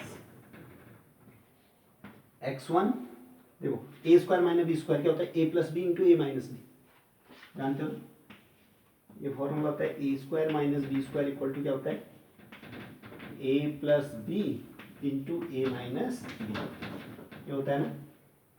उसी का यूज करता हूँ मैं, देखो x1 minus x2 into x1 plus x2 is equal to 0, ठीक हो गया। अब दो चीज का प्रोडक्ट 0 है तो कम से कम एक ने तो 0 होना ही पड़ेगा, ठीक है। तो अब मुझे नहीं पता कौन 0, ये 0 होगा या ये 0, मुझे दोनों पॉसिबिलिटी लेके चलनी होगी। तो x1 माइनस x2 बराबर 0 और x1 प्लस x2 बराबर 0, है ना। इसको या लिखो फिर इंग्लिश में, अब हिंदी में समझो तो पूरा हिंदी में ही लिखो, x1 minus x2 equal to 0 या x1 plus x2 equal to 0, ठीक है। अब देखिए फिर x1 ये उधर जाके प्लस हो जाएगा, x1 बराबर x2, या यहाँ से क्या आ रहा है, x1 बराबर माइनस x2, x1 बराबर, ये कह रहा है x1 x2 सेम है, ये कह रहा है x1 x2 सेम नहीं है, x1 माइनस ऑफ x2 के बराबर है, यानी कि कोई 1 है तो x2 माइनस 1 होगा, कह रहा है। इसके हिसाब से तो डिस्टिंक्ट आ रहा है ना, इसके हिसाब से तो सेम आ रहा है, लेकिन ये x1 बराबर x2 नहीं आ रहा है, x1 बराबर माइनस x2 आ रहा है नेगेटिव में। लेकिन इसका एक चीज और भी होता है ना, देखिए x2 आपके पास क्या है, x2 कहाँ का मेंबर है, नेचुरल नंबर है ना। x2 कैसा नंबर, मैंने x1 x2 belonging to n कहा था, मीन्स x1 और x2 क्या है, नेचुरल नंबर है कि नहीं, x1 x2 क्या है, नेचुरल नंबर है। तो जैसे आपके पास 2 नेचुरल नंबर है, इसके आगे नेगेटिव लगा दोगे -2, क्या ये नेचुरल नंबर रहा, कहाँ रहा नेचुरल नंबर, वही तो है। x2 अगर आपके पास नेचुरल नंबर है तो -x2 क्या नेचुरल होगा, नहीं होगा। तो इसका मीनिंग जो ये रिजल्ट आ रहा था, है ना, जो विरोधाभास प्रकट कर सकता था, वो तो सेट में होना भी तो चाहिए, उसका कुछ अस्तित्व होना भी तो चाहिए, है ना। हमने कह दिया कि कोई यानी कि किसी आदमी को गलत साबित करने के लिए मंगल ग्रह का रूल लगा दिया पृथ्वी पे, है ना। हमने कहा भाई जो तुमने एविडेंस दिए, जो एविडेंस दिए इस पृथ्वी की ही तो एविडेंस होनी चाहिए। तुमने वो मंगल ग्रह के अकॉर्डिंग कुछ प्रोवाइड करवा दिया, ठीक है ना। आपने कह दिया कि मंगल ग्रह में गाड़ी चलाना अपराध है ना, लेकिन पृथ्वी में तो गाड़ी चलाना अपराध नहीं है ना। यानी कि आपने कहा कि इस आदमी ने गाड़ी चलाई पृथ्वी में, और आपने अपराध कहाँ का गिना दिया, मंगल ग्रह का, कि मंगल ग्रह में गाड़ी चलाना अपराध है, ठीक है ना। तो यहाँ का कोर्ट थोड़ी मानेगा, वो तो कहेगा भाई इस दुनिया की बात करो, इस दुनिया से बाहर की बात मत करो, इस दुनिया की, है ना। जो सेट आपके पास दुनिया की तो है। आपने देखा -x2 तो दुनिया में रह ही नहीं रहा था, ये एविडेंस कहाँ से लाया, ठीक है ना। आप कहोगे भाई x2 नेचुरल है तो -x2 तो नेचुरल के घर में रहेगा ही नहीं, तो उस घर के रूल को, उस घर का एविडेंस थोड़ी माना जाएगा, है ना।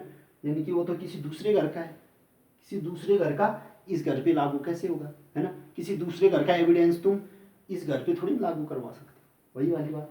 तो उस घर में रहना भी तो चाहिए था जो एविडेंस तुमने दिया, यानी कि ये तो नेचुरल नहीं है ना। -x2 not belonging to natural means ये वाला जो आपने एविडेंस दिया वो कोर्ट सीधे सीधे बर्खास्त कर देगी, नहीं भाई इस एविडेंस को तो हम नहीं मानेंगे। हाँ ये देखो x1 x2 दोनों नेचुरल हैं, यानी कि नेचुरल के ही घर की बात कर रहे हो तुम, ठीक है। इस रिजल्ट को हम मान लेंगे, कोर्ट भी मान लेगी, ठीक है, उसी घर की बात है, यानी x1 बराबर x2। अब देखो फाइनल रिजल्ट, हमने दो की इमेज अलग अलग दिखाना चाहा, फंक्शन ने उस पर रिएक्ट करके दोनों को सेम दिखा दिया, यानी हमें गलत साबित कर दिया फंक्शन ने कि भाई साहब जो आपने x1 x2 अलग अलग मेंबर लिए थे वो दरअसल में अलग अलग मेंबर नहीं, एक ही मेंबर थे, ठीक है ना। इसका मीनिंग हम में यानी कि फंक्शन पे कोई कमी नहीं है, फंक्शन में कोई कमी नहीं है मीन्स फंक्शन आपके पास 1 1 है, ठीक है ना। फंक्शन क्या है 1 1 है, यानी कि 1 की इमेज 1 पे ही जाती है, ठीक है ना। अगर फंक्शन पे कोई दिक्कत हो रही होती तो x1 बराबर x2 के अलावा भी कुछ आपके पास x1 की वही इमेज जा रही होती, ठीक हो गया। तो मैं लिख दूंगा इम्प्लाइज f(x) आपके पास क्या है 1 1 फंक्शन है, यानी कि f(x) आपके पास एक एक फलन है, ठीक है। इम्प्लाइज में सीधी सीधी क्या लिख दूंगा f(x) एक एक है, f(x) एक एक है, ठीक हो गया। आपने जांच करना था कि एक एक ही है और आच्छादक है, एक एक ही तो निकल गया है फंक्शन, अब आच्छादक है या नहीं है ये चेक करूंगा, यानी कि कोडोमेन का हर एक मेंबर के लिए प्री इमेज रखना चाहिए, है ना। कोडोमेन का कोई भी मेंबर छूटे ना, कोई भी मेंबर छूटे ना मीन्स उसके लिए प्री इमेज आपके पास डोमेन में होनी चाहिए, ठीक हो गया ना। तब जाके वो आपके पास आच्छादक फलन कहलाएगा, ठीक है ना। तो उसका प्रोसीजर भी हम पढ़ चुके हैं, कैसे प्रूव करेंगे करके, ठीक है। आइए फिर अब आच्छादक फलन दिखाते हैं।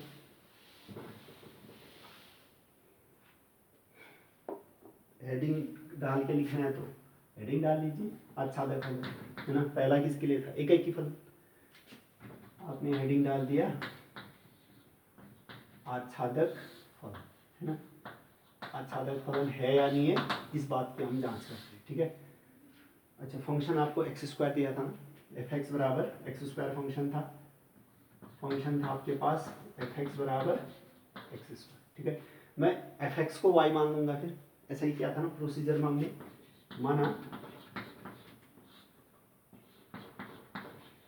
f(x) बराबर y इम्प्लाइज x² बराबर y, ठीक है ना। अब मुझे यहाँ सीधी सीधी दिख नहीं रहा है ना, यहाँ मुझे क्या दिखाना है कि हर एक y के लिए x मौजूद है या नहीं, ठीक है ना। तो इसको मैं x के रूप में सॉल्व कर लेता हूँ, ठीक है ना। x के रूप में एक इक्वेशन ऑब्टेन कर लूँगा, फिर उसमें y तो मुझे पता है नेचुरल है ना। मुझे विरोधाभास देखना है हमेशा, ठीक है ना। अगर कोई विरोधाभास नहीं मिल रहा है तो अच्छा तक हो जाएगा, विरोधाभास मिल गया तो अच्छा तक नहीं होगा, है ना। विरोधाभास ढूंढना मीन्स मैंने n में से नेचुरल नंबर में से कोई मेंबर उठा के रखा और y की जगह रखा और देखा कि उसके लिए x तो है ही नहीं, यानी कि उस y के लिए प्री इमेज तो है ही नहीं, यानी कि उस मेंबर की वो मेंबर तो छूट गया, प्री इमेज नहीं है तो यानी उस वो आपके पास आच्छादक नहीं निकलेगा। एक मेंबर ने भी रूल ब्रेक कर दिया तो पूरे फंक्शन को भुगतना पड़ेगा, ठीक है ना। केवल एक मेंबर ने भी अगर गलती कर दी तो पूरे फंक्शन को वो करना पड़ता है, ठीक है ना। रूल कब बनते हैं, जब 100% सही होता है। मैथ्स में रूल कब बनते हैं, जब 100% चीज़ें फॉलो कर रही होती है, ठीक है ना। जैसे आप कहते हो a प्लस बी का होल स्क्वायर क्या होता है, a square plus 2ab plus B square. A और बी की जगह कोई भी रियल नंबर, इवन आपके पास कोई भी कॉम्प्लेक्स नंबर रख दो, ऑलवेज वो आपके पास क्या होगी, ट्रू होगी। कोई भी आप दो वैल्यू ऐसी नहीं ढूंढ पाओगे जो उस रूल को ब्रेक कर रहा होगा।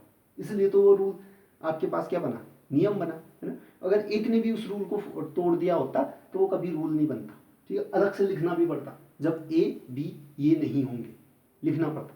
वहाँ सब फॉलो कर रहे होते हैं इसलिए कुछ भी नहीं लिखते उस रूल में, ठीक है ना। धड़ल्ले से हम जो नंबर भी उठाओ यूज कर लेते हैं। फिलहाल एफ एक्स बराबर वाई, तो एक्स स्क्वायर बराबर वाई इम्प्लाइज, इसको मैं एक्स के लिए सॉल्व कर देता हूँ। इसका मीनिंग एक्स बराबर क्या जाएगा फिर, रूट वाई। वैसे तो जब स्क्वायर हटता है दो वैल्यूज आएंगी ना, एक प्लस आएगा एक माइनस आएगा, ठीक है। फिलहाल उसकी ज़रूरत नहीं है क्योंकि जो नेगेटिव वाला रिजल्ट होगा वो घर में रहेगा ही, ठीक है ना। यानी आपके पास 2 नेचुरल नंबर होता है, उसका नेगेटिव वाला पार्ट -2 वो तो नेचुरल के घर में रहता ही नहीं, वैसे ही नेगेटिव वाला रिजेक्ट हो जाएगा, ठीक हो गया। लिखना चाह रहे हो तो प्लस माइनस लिख भी सकते हो, नहीं भी लिखना चाह रहे हो तो नहीं भी लिख सकते हो, ठीक है ना। रीजन ये होगा, अगर लिख भी दोगे प्लस माइनस, फिर मैं अगली लाइन से एक्स बराबर रूट वाई कहूँगा, क्योंकि नेगेटिव और नेचुरल नंबर नेचुरल नहीं होते, ठीक। एक्स बराबर रूट वाई हो गया।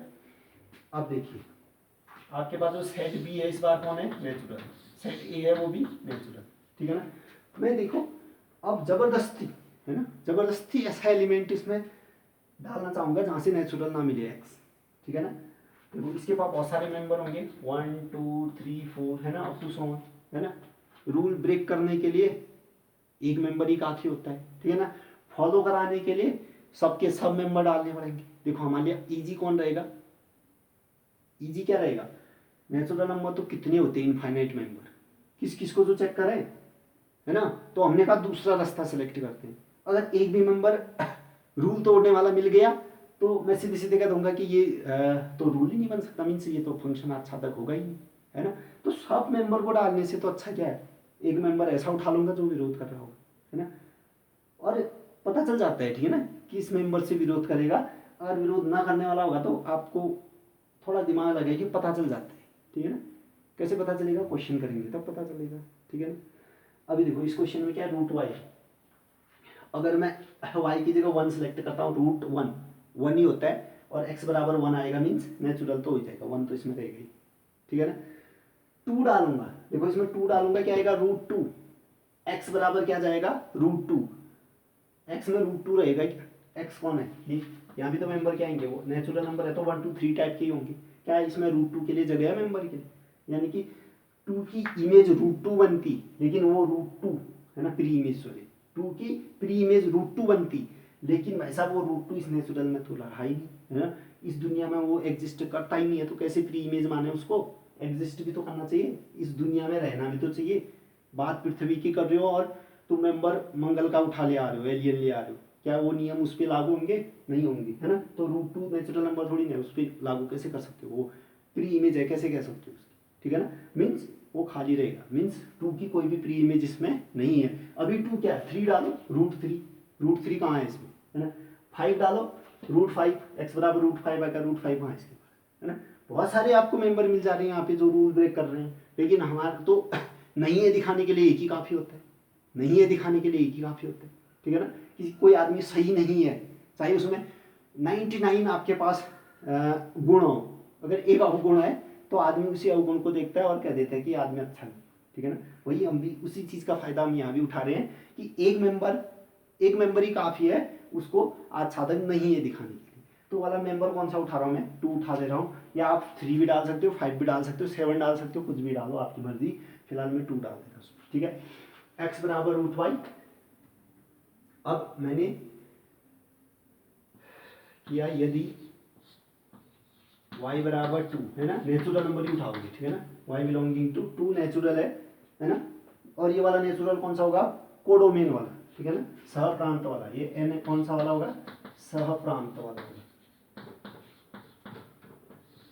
सहप्रांत वाला, ठीक है ना। मैंने कहा y 2 है, यदि y बराबर 2 तब जो x है x बराबर कितना चाहिए, y की जगह 2 रखो तो √2। क्या √2 नेचुरल में रह रहा है, नहीं, यानी कि इस बेचारे 2 के लिए कोई भी प्री इमेज नहीं निकली, कोई भी प्री इमेज इसमें रहने के लिए नहीं निकला, यानी ये मेंबर तो छूट गया, एक भी मेंबर छूट गया तो अच्छा तक कहाँ होगा, ठीक है। x belong x equal to √2 जो कि नेचुरल में नहीं रह रहे, नीचे से क्या लिखोगे, अर्थात 2 बिलोंगिंग टू n, कौन सा वाला n, सह प्रांत वाला है ना, आप लिख भी सकते हो सह प्रांत, ये n कौन सा होगा, सह प्रांत वाला है ना, अर्थात 2 बिलोंगिंग टू नेचुरल, सह प्रांत के लिए प्रांत n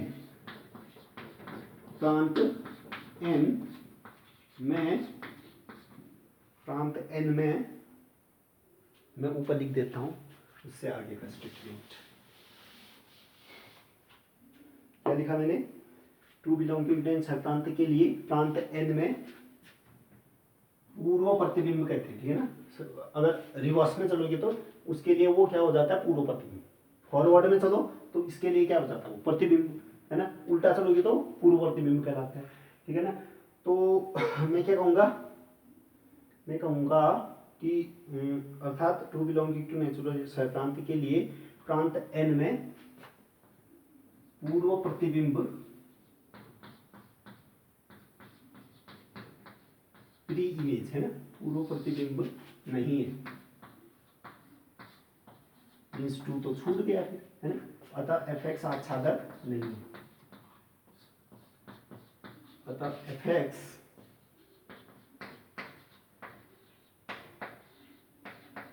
आच्छादक नहीं है, ठीक है, एकाकी तो है लेकिन आच्छादक नहीं, ठीक है। क्वेश्चन का कंप्लीट आंसर हो गया, फिर फंक्शन एकाक है और आच्छादक नहीं है, ठीक। दूसरा क्वेश्चन करते हैं, इसी का दूसरा पार्ट है, fx बराबर x² द्वारा प्रदत्त f z फलन है। देखिए फंक्शन तो अभी भी fx बराबर x² ही ले रखा है, लेकिन इस बार उसका डोमेन कोडोमेन नेचुरल में होके क्या है, z ले रखा है, मीन्स इंटीजर लेना है, ठीक है। देखते हैं फिर क्वेश्चन, डोमेन और कोडोमेन बदलने से कैसे बदल जाता है क्वेश्चन, इसका पता चलेगा आपको यहाँ। क्वेश्चन ये है, उसी का दूसरा पार्ट है, ठीक है, पहला पार्ट तो कंप्लीट हो गया, उसी क्वेश्चन का दूसरा पार्ट, यानी कि फंक्शन एकाकी है या आच्छादक है आपने चेक करना है। तो इसी का दूसरा फंक्शन उसी दे रखा है आपने, fx बराबर दे रखा है इसने x², fx बराबर x² द्वारा प्रदत्त f z फलन है, fx बराबर x² द्वारा प्रदत्त f z फलन है, f such that z यानी इंटीजर टू इंटीजर, इंटीजर जानते हो ना, 0 +-1 +-2 +-3 है ना, f z fx बराबर x² द्वारा प्रदत्त f z फलन है, f z फलन है,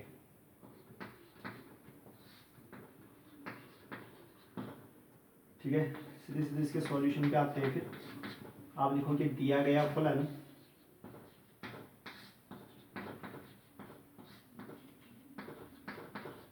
गिवन फंक्शन fx बराबर x², ठीक हो गया।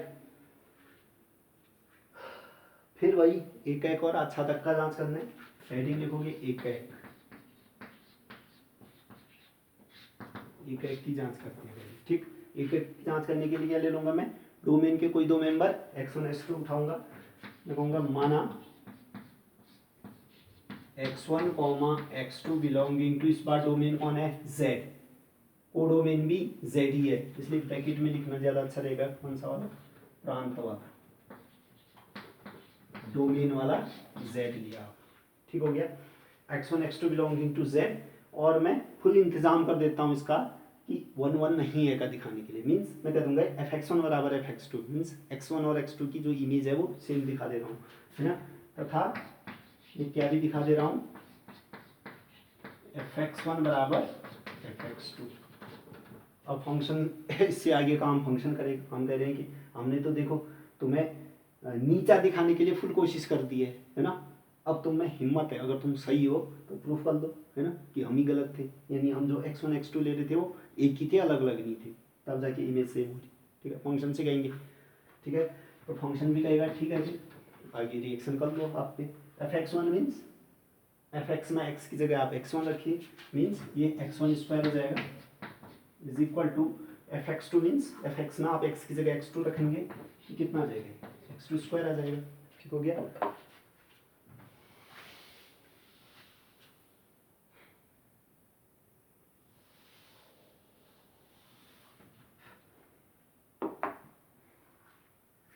देखिए लेफ्ट में ले आइए इसको, x1 square minus x2 square implies that x1 square minus x2 square is equal to 0 हो जाएगा। इम्प्लाइज दैट का मीनिंग समझते हो ना, इसी को इक्वेशन को आगे बढ़ा रखा है। इम्प्लाइज दैट मीन्स होता है अर्थात हिंदी में अगर कहो तो, ठीक है ना। मैथ्स में ये सिंबल यूज किया जाता है, यानी कि जब आप स्टेप वाइज सॉल्व करते हो तो यानी इस इक्वेशन का ये मीनिंग है, इस इक्वेशन का ये मीनिंग है, इस इक्वेशन का ये मीनिंग है, इसलिए इम्प्लाइज दैट लिखते हैं इसको। ठीक है, आई होप आपको आता होगा, इतनी सी नहीं भी आता तो बता दिया। x1 माइनस x2 बराबर 0, फिर ए स्क्वायर माइनस बी स्क्वायर वाला फॉर्मूला लगाओ, है ना।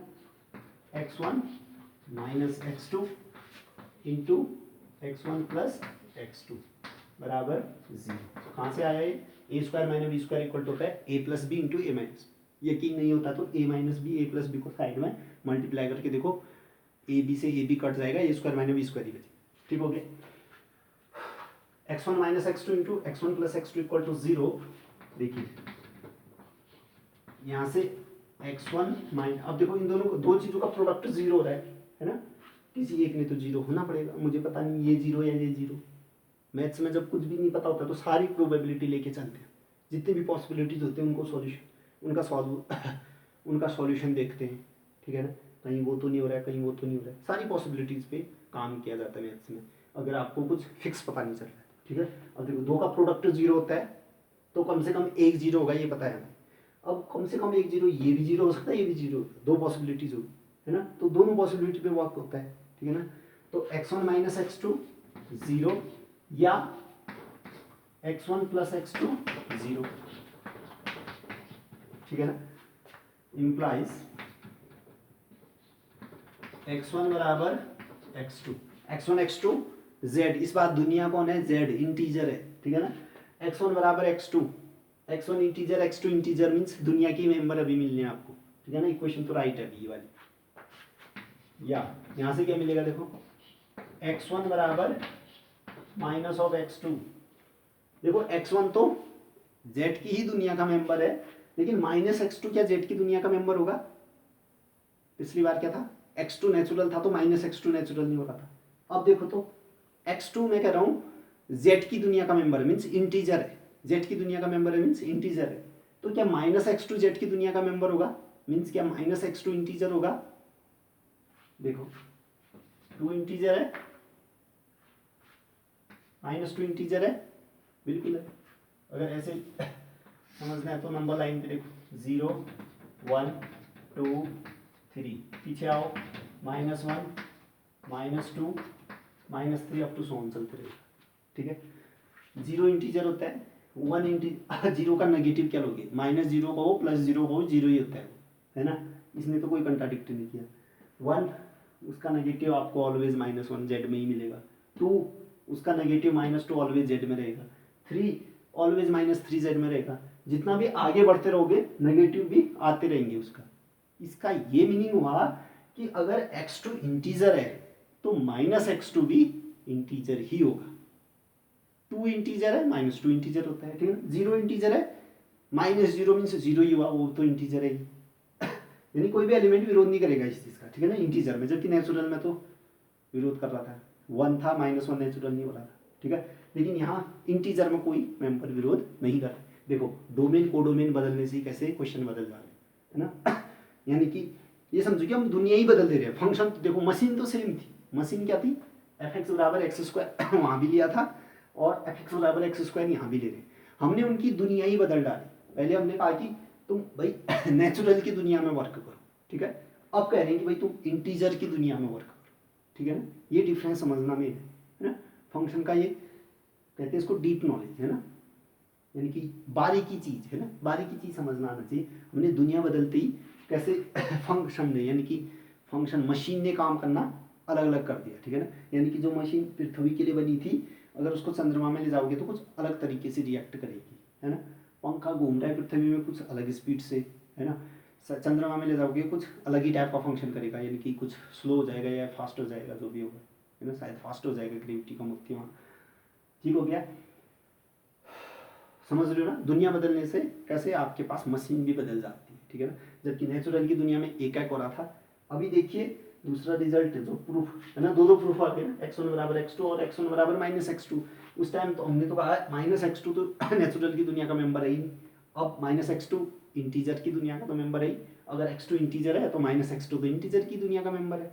अब इसको हम नकार नहीं सकते इस इक्वेशन को भी, ठीक हो गया। तो देखिए इससे क्या साबित हुआ, फिर इससे ये साबित हुआ कि x1 बराबर x2 ठीक था, x1 बराबर -x2 भी आपको मिल गया, है ना। यानी केवल और केवल x बराबर x2 मिलना चाहिए आपको, लेकिन यहाँ एक पीछे पीछे क्या भी लग गया, x1 बराबर -x2 भी लग गया। इसका मीनिंग समझो, ये आप डोमेन ले रहे हो, ये आप को डोमेन ले रहे हो। यहाँ आपने लिए 0 1 2 3 up to so on -1 -2 -3 up to so on, ठीक है ना। ऐसे चलते रहेंगे, माइनस में भी बढ़ता रहेगा, प्लस में भी बढ़ता रहेगा। वहाँ भी इंटीजर ही लेना है, यानी कि 0 1 2 3 ऐसे बढ़ता रहेगा नीचे ऊपर, -1 -2 -3 ऐसे ऊपर बढ़ता रहेगा, ठीक हो गया।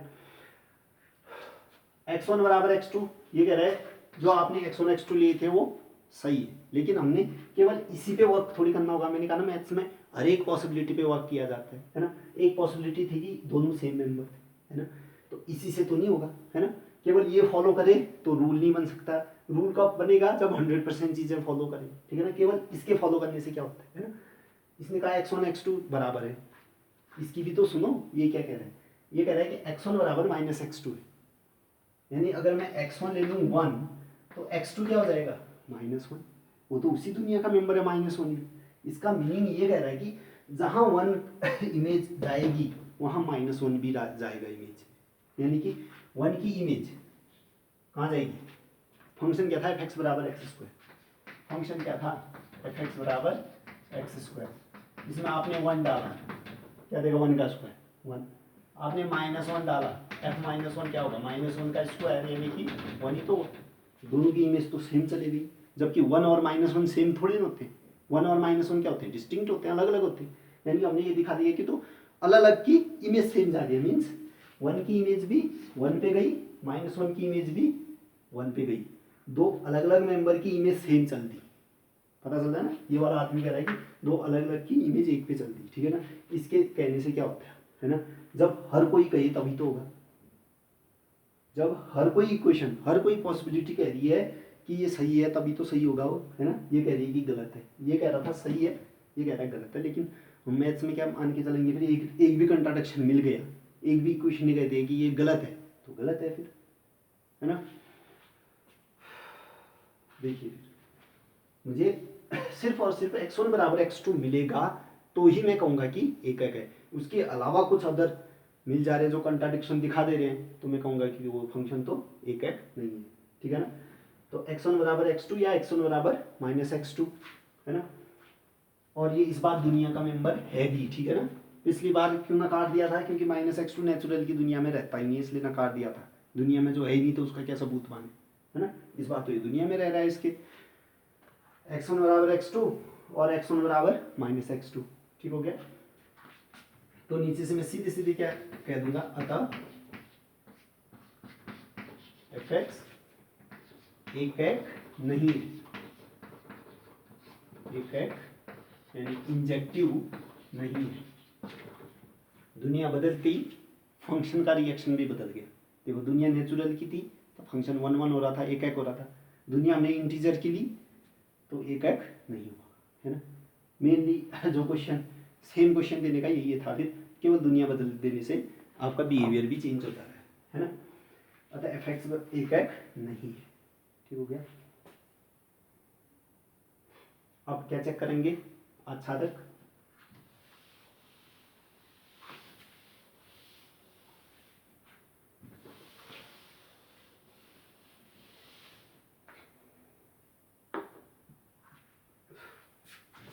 अब आप हेडिंग डालिए आच्छादक। आपने आच्छादक के लिए चेक करना है, ठीक है ना। तो मैं सॉल्व किसके लिए करूंगा, x बराबर समथिंग इन y, y में इक्वेशन सॉल्व कर लूंगा, ठीक है ना। y की जगह कुछ रखूंगा, देखूंगा सब x आ रहे हैं या नहीं। मैक्सिमम टाइम मैं सबसे पहले ऐसा मेंबर डालूंगा y की जगह जो कंट्राडिक्ट करे, जो x में हो ही ना, है ना। क्योंकि कंट्राडिक्ट कराना आसान है ना, किसी चीज़ को गलत साबित करना ज़्यादा आसान है ना।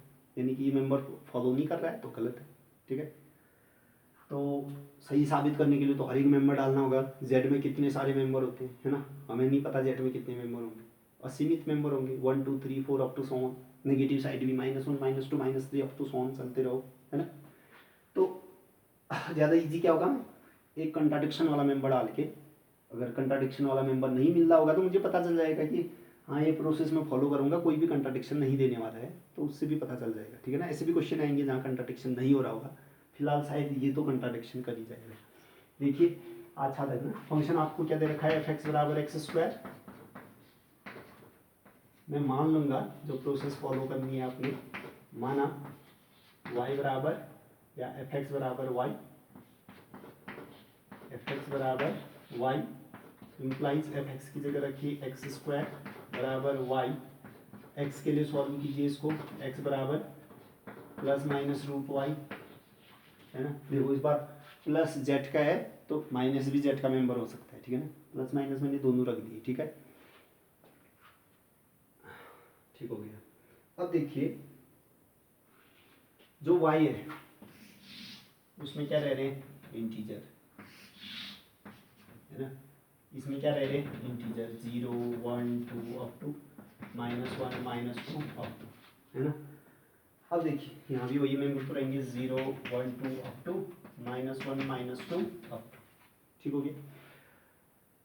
अब देखिए y की जगह मैं जबरदस्ती एक ऐसा मेंबर डालता हूँ जो रूट से बाहर ही ना निकले, रूट में ही रहेगा, तो इंटीजर में थोड़ी रहता है, इंटीजर वाले सेट में रूट थोड़ी ना आता, ठीक है ना। तो मैं जानबूझ के कंट्राडिक्शन वाला डालूंगा, जैसे 1 डालता रूट से बाहर आ जाता, ठीक है ना, रूट से बाहर आता तो इंटीजर बन जाता, ठीक है ना।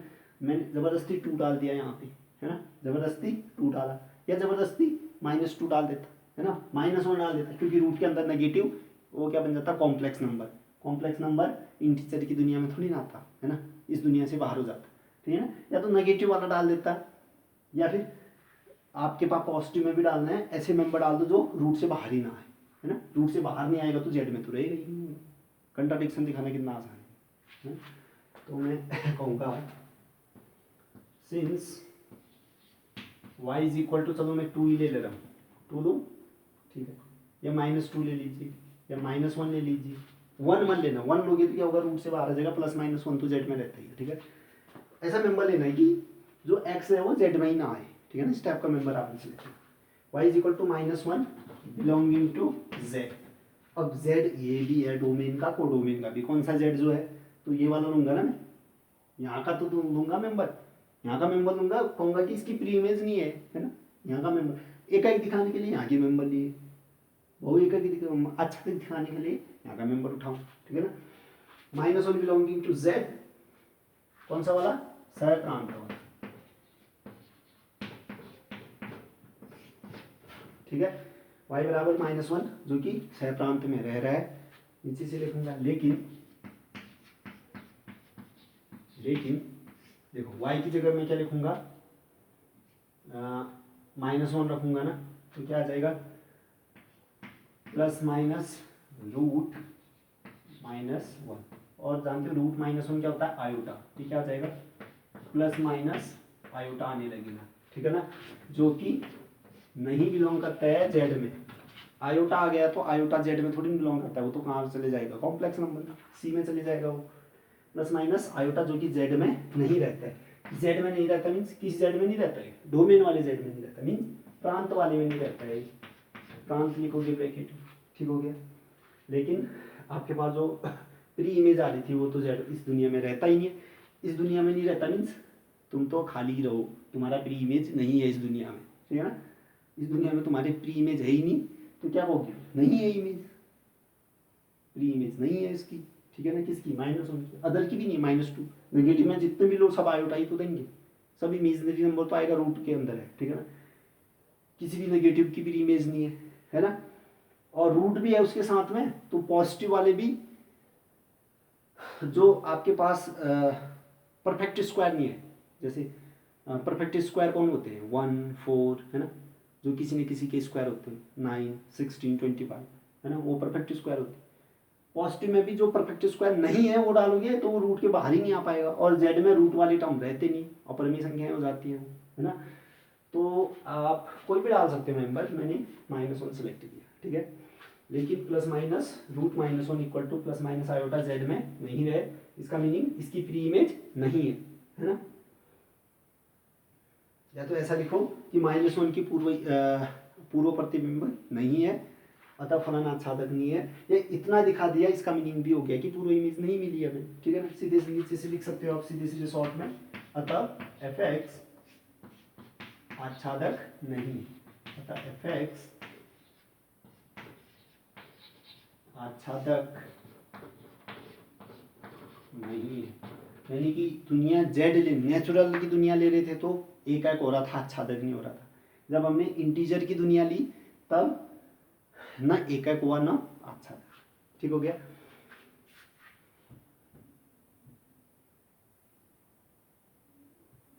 टाइम एक्सीड कर गया है, बहुत ज़्यादा हो गया है, 1 घंटे से भी ऊपर का वीडियो बन गया है। इसके बचे हुए क्वेश्चन फिर नेक्स्ट वीडियो में करेंगे, अभी तो बहुत सारे क्वेश्चन करने हैं इसके, 1-2 वीडियो लगेंगे इसके कंप्लीट क्वेश्चन करने में, ठीक है ना। फिर आप नोट्स बनाते रहें साथ साथ,